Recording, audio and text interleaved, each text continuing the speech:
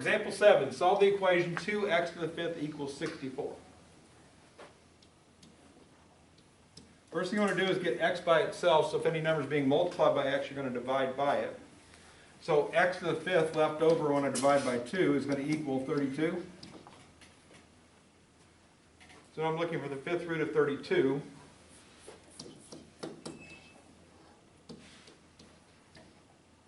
We've already seen 5th root of 32 today. What's that equal? 2.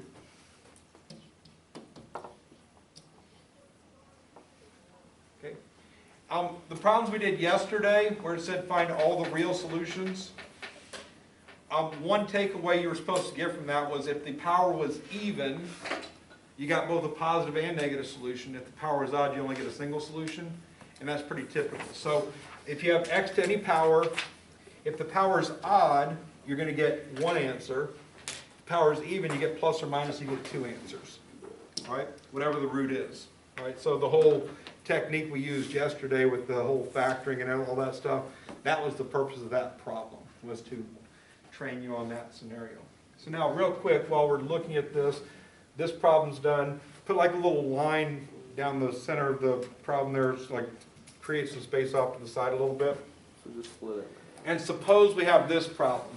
Let's go with the 4th root of, let's go with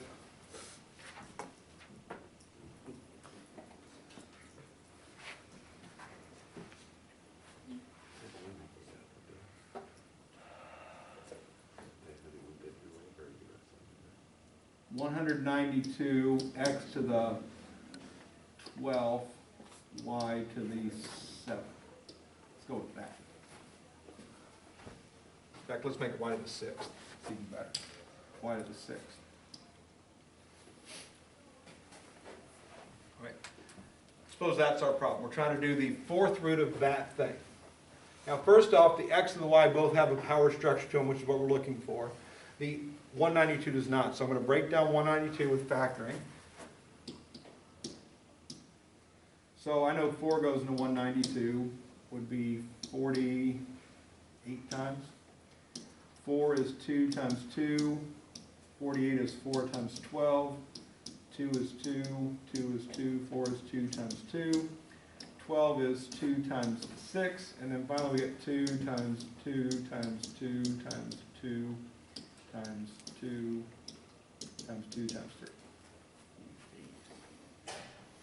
So we're looking at the 4th root of 2 to the 1, 2, 3, 4, 5, 6th power times 3 to the 1st power, x to the 12th power, y to the 6th power.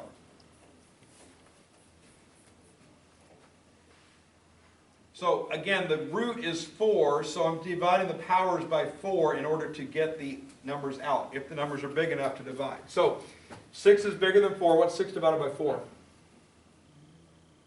1 with a remainder of 2, right?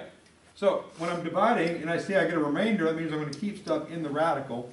So 6 divided by 4 is 1, so 2 to the 1st power comes out.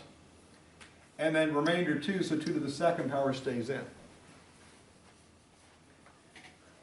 2 to the quotient power comes out, 2 to the remainder power stays in. Quotient out, remainder in.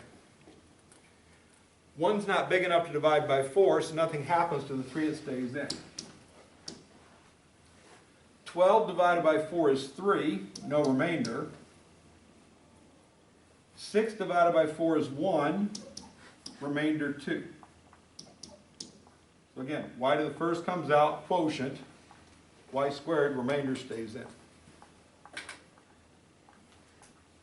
All right?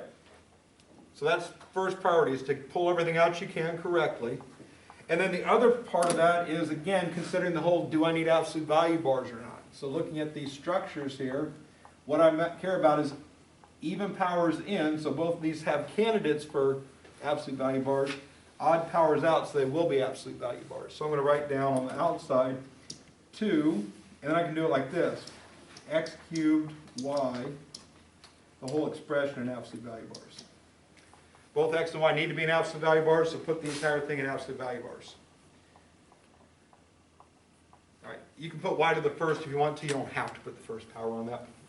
Anyway, but again, they do have to have absolute values because even in, odd out, absolute value bars.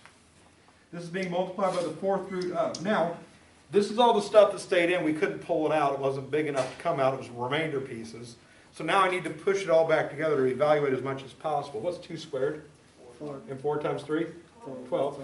So 12y squared is what's left inside.